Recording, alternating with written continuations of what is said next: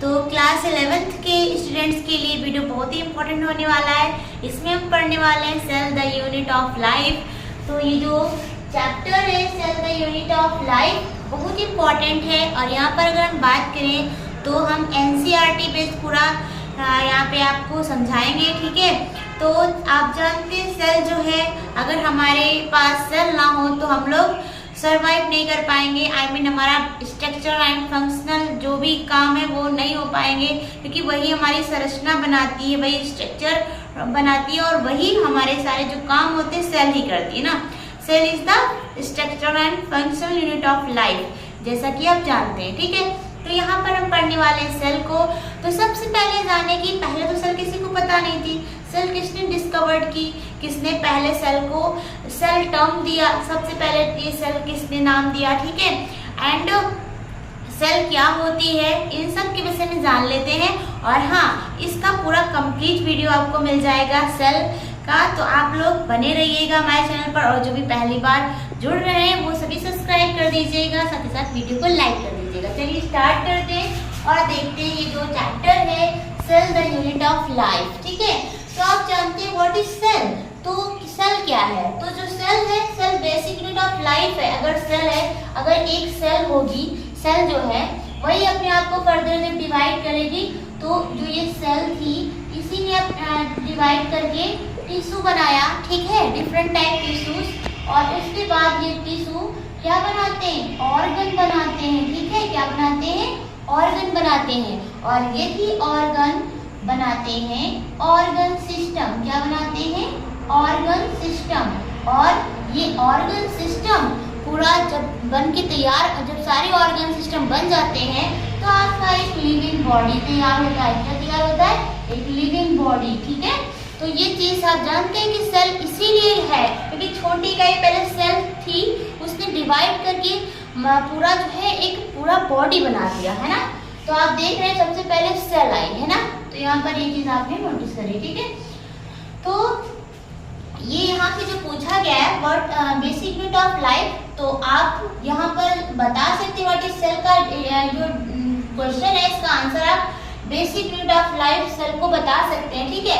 And structural and functional unit of life मतलब संरचनात्मक एवं क्रियात्मक इकाई है कोशिका, ठीक है।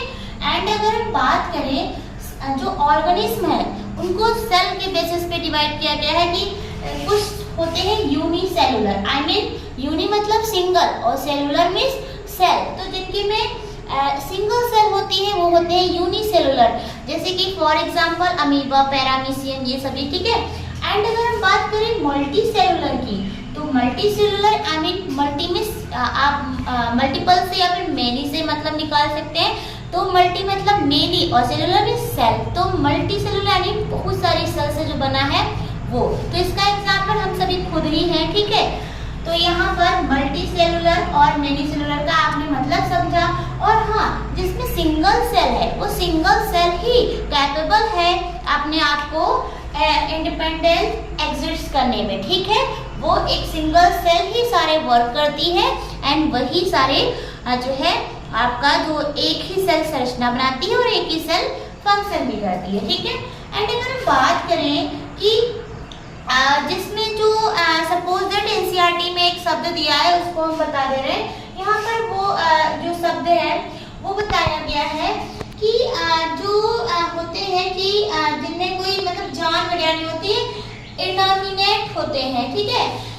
जो इनएनिमेट होते हैं, जो मतलब जैसे कि पत्थर हो गया, जो नॉन लिविंग है, वो क्या है कि अगर वो नॉन लिविंग है, नॉन सेलुलर है, तो वो क्या मतलब कि वो जो है इंडिपेंडेंट नहीं है, मतलब anything less than a cell. अगर किसी में सेल लेस है तो does not ensure independent living, ठीक है, वो कोई इंडिपेंडेंट लिविंग नहीं।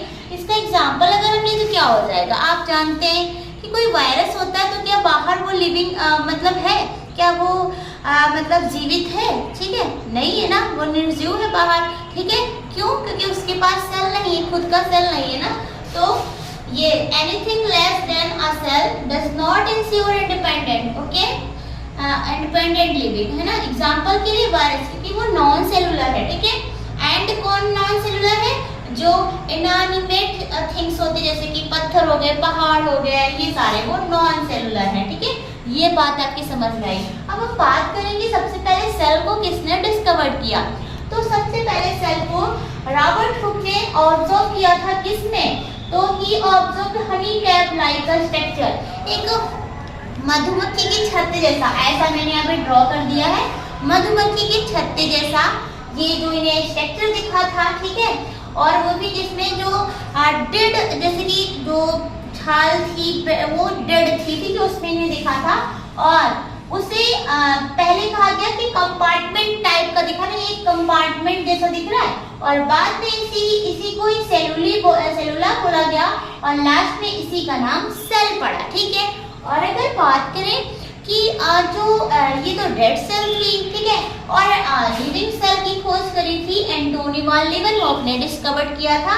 और हाँ, इन्होंने इलेक्ट्रॉन माइक्रोस्कोप जो होता है उसमें देखा भी था जो है इसको जो है सेल को। और रॉबर्ट ब्राउन, ये जो हमारी सेल का जो है ब्रेन कहा जाने वाला, सेल ब्रेन कहा जाने वाला न्यूक्लियस है, रॉबर्ट ब्राउन ने इसकी खोज करी थी, ठीक है। तो आज हमने कुछ बात करी, कुछ बेसिक पॉइंट्स की, थोड़ा सा इस सेल के विषय में जानना। अगर हम थोड़ा सा और जाने कि वर्ल्ड में सबसे लार्जेस्ट सेल कौन है, तो ऑस्ट्रिच एग। स्मॉलेस्ट सेल कौन है? माइकोप्लाज्मा। बॉडी की लार्जेस्ट सेल कौन है? तो ओवम है।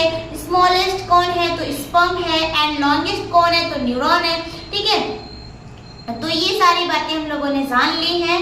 और हाँ, सेल थ्योरी के विषय में हम बात करेंगे। जो स्लाइडेनसॉन थे, एक बॉटनिस्ट एंड एक जूलॉजिस्ट, ठीक है, तो इनके विषय में बात करेंगे। सेल थ्योरी में क्या बताया, बाद में क्या थे रुडोल्फ विर्चो, उन्होंने बताया था कि इन लोगों ने तो बताया था कि हाँ जो सेल है वो क्या करती है, क्या मतलब ये सब कुछ बताया, बट ये नहीं बताया, ये इससे नहीं प्रूफ हो पा रहा था कि जो सेल होती है वो कैसे नई सेल्स बनती हैं। तो एक रुडोल्फ विर्चो थे, उन्होंने बताया था कि वो भी एक वैज्ञानिक ही थे, उन्होंने बताया था कि जो ये सेल्स होती है, ये जो प्री एक्साइटिंग सेल्स है, आई मीन जो पहले से सेल्स उत्पन्न हुई है, उन्हीं सेल्स से ये नई सेल्स उत्पन्न हो रही हैं डिवाइड करके, ठीक है।